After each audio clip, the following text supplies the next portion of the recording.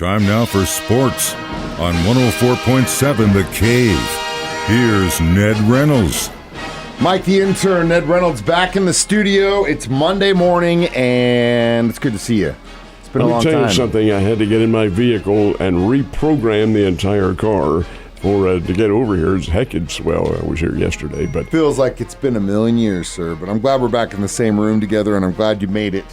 And the directions didn't put you on the south side of town or something like that. Well, it could have. Yeah, I know. That's what I'm saying. I've been down that road before. Your thoughts on the Missouri State Bears and their season? The end of the regular season was yesterday at the Great Southern Bank Arena. Bears won their game, beat Illinois Chicago by 10, 69-59, low-scoring game. Illinois Chicago is not a real great team, but they're better from what they had been. Of course, this is their first year in the Valley, so it's it's second year in the Valley, I guess it is, but it's a little difficult to decipher exactly what they have and what their abilities are. But the Bears beat them by 10 and did it with their power game underneath. If the Bears can get the ball in the paint and horse with other teams on the boards, they're going to win because they are very, very good.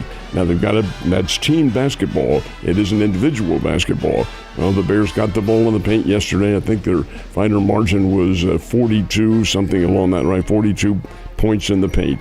And a multitude of rebounds brought about by their aggressiveness. Now, that ends the regular season. The Bears end at 16-15, and they are the 9th seed in the Missouri Valley Conference Tournament, which begins on Thursday.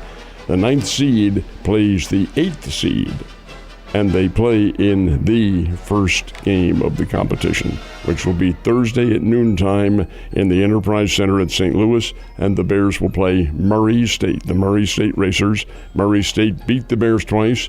Missouri State is quite capable of beating them this time around. I think the Bears have a chance to win a couple games. I don't think they can win the championship, but over and above that, I think they can win a couple of games, and that would certainly add some salvation to what's been kind of a tough season. Yeah, and that play-in round thing that's a tough thing for even the best teams in the damn conference to do.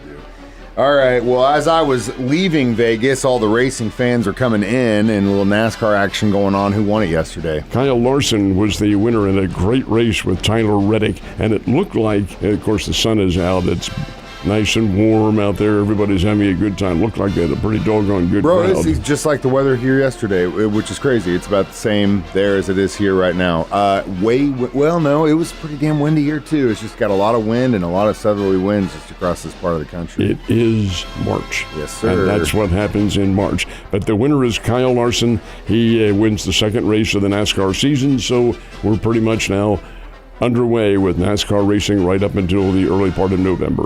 Last but not least, LeBron now has 40,000 career points. That is a monumental task. It's remarkable. He's the NBA's all-time leading scorer. Of course, he was when he surpassed Kareem Abdul-Jabbar. But 40,000 points. Now, you think about that, and my initial thought is that's never going to be broken. Well, it won't be in my lifetime, but you never say never. Somebody can come along, really carry a hot hand, but he is a remarkable player. And what's interesting about this, Mike, he is the NBA's all-time leading scorer now, still playing, but he is only 13th on the scoring list of the Los Angeles Lakers. You say, wait a minute. You forget. Played for the Cleveland Cavaliers and the Miami Heat, and then the Cavaliers again.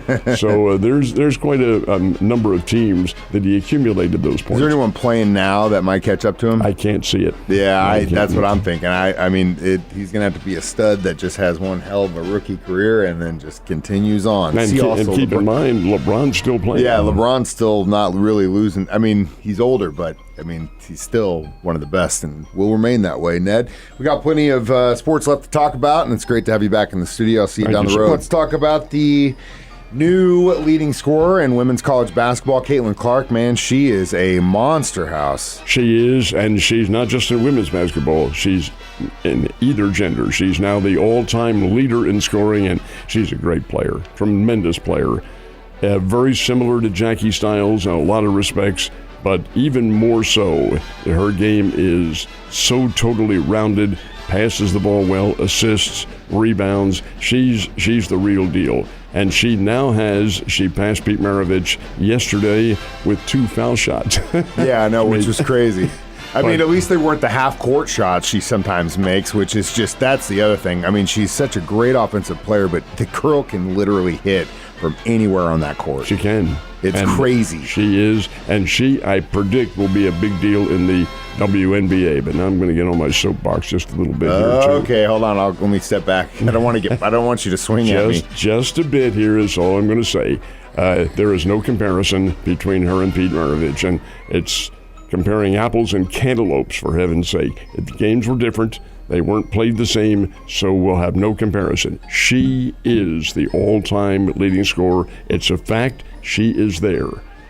But to have female journalists in this country make reference to any male who brings up the name Maravich and all he accomplished and refer to them as Neanderthals, I don't think so. Thank you. When I read that yesterday, oh my. I was wanting to get on the phone and call the national periodical that had that in there and tell them to take that person's license away from it, and the editor should be fired too. I got some news for you, sir. There's nobody behind that desk, and 2, the person writing it's probably a computer, so you probably wouldn't get any response. Neanderthal, because Pete Maravich, who held the record for 54 years, thank you, and accomplished it in 83 games, and Clark has played 130 games, still going on. She could put it out of sight and probably will. And again, no comparison. But to bring up the name and then have somebody say, they're Neanderthals, they don't understand. I'll tell you what I understand, but I better not. We probably are all Neanderthals at some way if you do the DNA test far back enough. That's another story, and I'm not a scientist. So really, when it comes to the Kansas City Chiefs now, after the combine and some really, really fast running,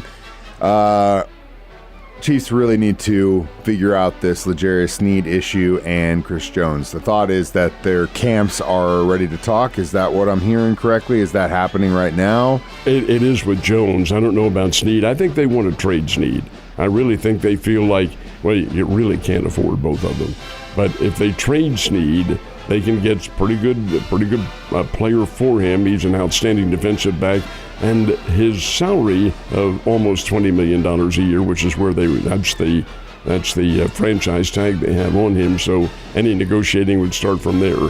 Would probably go a little bit higher, and I would suspect he would go.